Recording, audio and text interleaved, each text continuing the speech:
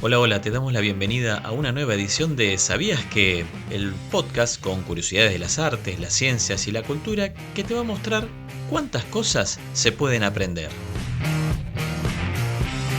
Hoy vamos a empezar hablando de un barco.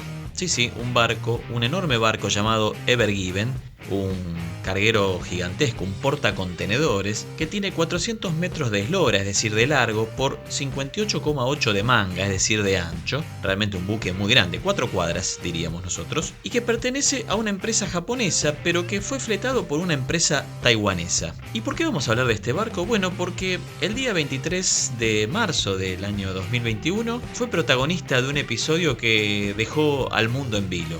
Bloqueó nada más y nada menos que el canal de Suez. Efectivamente, una mala maniobra de los tripulantes del barco provocó que el buque se quedara cruzado de tal manera que interrumpió el tránsito por esa vía artificial. Claro, seguramente muchas personas fue la primera vez que escucharon nombrar este canal, el canal de Suez. Se trata de un canal artificial, de una vía de navegación artificial creada por el hombre que une el mar Mediterráneo con el mar Rojo. Es decir, el canal de Suez está ubicado en África, más precisamente en Egipto. ¿Cuáles son sus dimensiones? Bueno, mide 193 kilómetros de largo desde Port Said, un puerto egipcio sobre el mar Mediterráneo, hasta Suez, que es una localidad en el Mar Rojo. Tiene un ancho de entre 280 y 345 metros, según las distintas zonas, y la profundidad media es de 22 metros y medio. El canal de Suez, quizás muchas personas no habían escuchado su nombre antes, pero es una de las dos grandes vías artificiales que tienen una importancia extraordinaria dentro de lo que es el comercio mundial. La otra vía importante es el canal de Panamá, que está obviamente en el continente americano. Si queremos entender un poco la importancia que tiene el canal de Suez, porque venimos diciendo que tiene una trascendencia grande en el comercio mundial, tenemos que volver hacia el siglo XV, es decir, entrar en el túnel del tiempo, retroceder varios siglos y hablar un poco del proceso de expansión europea que se desarrolló a partir de ese momento, como resultado de algunos desarrollos tecnológicos importantes que hicieron posible la navegación en mares abiertos con mayor seguridad. Precisamente fue en el siglo XV cuando los portugueses y los españoles iniciaron un proceso de expansión que llevaría a Europa en los siglos siguientes a dominar los mares y a dominar otros continentes. En el caso de los portugueses, comenzaron una serie de viajes para tratar de encontrar una ruta bordeando el continente africano hacia el oriente. ¿Por qué hacia el oriente? Bueno, porque era una zona de la cual los europeos obtenían determinados productos de lujo, la seda, el marfil y también las famosas especias. Cuando decimos que los europeos empezaron a buscar una ruta bordeando África para llegar al oriente, no vayan a pensar que el continente africano se conocía. De hecho, era muy poquito lo que se conocía de África y sucesivas exploraciones portuguesas fueron recorriendo las costas africanas hasta que finalmente en 1488 un navegante llamado Bartolomé Díaz llegó hasta el Cabo de Buena Esperanza en el sur de África. Tengamos presente esto, el Cabo de Buena Esperanza no es el punto más austral, más al sur de África, sino que hay otro un poquito más al sur llamado Cabo de las Agujas. Lo interesante y anecdótico es que antes de llamarse Cabo de Buena Esperanza le habían puesto Cabo de las Tormentas, pero bueno, no era un nombre muy, desde el punto de vista publicitario, muy conveniente. ¿Quién iba a querer navegar después hacia un lugar llamado el Cabo de las Tormentas? Por eso le pusieron Cabo de Buena Esperanza. Esta serie de viajes portugueses a lo largo del siglo XV culminarían con la llegada al oriente, a la India, de una expedición al mando de Vasco da Gama en el año 1498.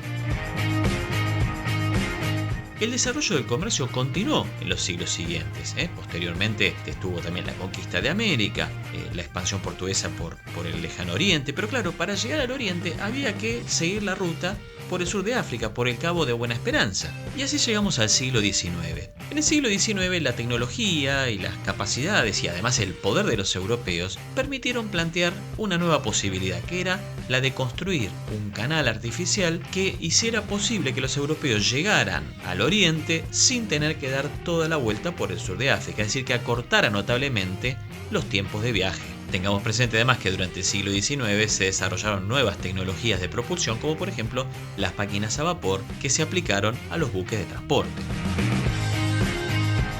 Y acá nos encontramos con un personaje llamado Ferdinand de Lesseps, o Fernando de Lesseps, un francés, que fue el fundador de una compañía, la Compañía Universal del Canal Marítimo de Suez, una empresa que se proponía construir precisamente este canal en Egipto, en una parte donde las características del terreno y las distancias hacían posible de llevarlo a la práctica, construirlo. Y fue así que planteó esto a las autoridades egipcias. Egipto en ese momento era un reino semivasallo del Imperio Turco Otomano. Sus autoridades dieron el visto bueno a la realización de este canal y la construcción se inició en el año 1859. ¿Cuánto demoraron los franceses en construir el canal de Suez? 10 años. 1869 había culminado la construcción, fue oficialmente inaugurado. No se sabe cuánta gente murió. Realmente pensemos que cualquier obra de estas características es propensa a provocar accidentes. Esto de hecho sucedió. Y se habla de un número de muertos entre 20.000 y 100.000. Miles de personas dejaron su vida para la construcción de este canal. A la inauguración del canal concurrió como estrella oficial, como figura oficial, Eugenia de Montijo. Era una princesa española que se había casado con el entonces emperador francés Napoleón III, pariente del viejo Napoleón, el famoso Napoleón de principios del siglo XIX. En 1875 las autoridades egipcias, por necesidades propias del endeudamiento del país, se vieron obligadas a vender acciones del canal de Suez. No podían sostenerlo y entonces allí estuvo la astucia del Imperio Británico. Los británicos dijeron: nos conviene adquirir estas acciones porque quien domina este canal de alguna manera domina una ruta vital para el comercio, pero además en caso de un conflicto. Entre paréntesis, los ingleses siempre han sido muy astutos a lo largo de la historia para dominar ciertos pasos entre mares y entre océanos. Pensemos que, por ejemplo, Sudáfrica fue una colonia inglesa y Sudáfrica controla el paso entre el Atlántico y el Índico. Los ingleses ocupan las Malvinas, cerca del paso entre el Atlántico y el Pacífico. Los ingleses tienen una base en Gibraltar, en la entrada del mar Mediterráneo. Cualquiera que mire un mapa podrá ubicar todos estos puntos que estoy contando, ¿no? Siempre estuvieron atentos a dominar los pasos entre los mares o entre los océanos.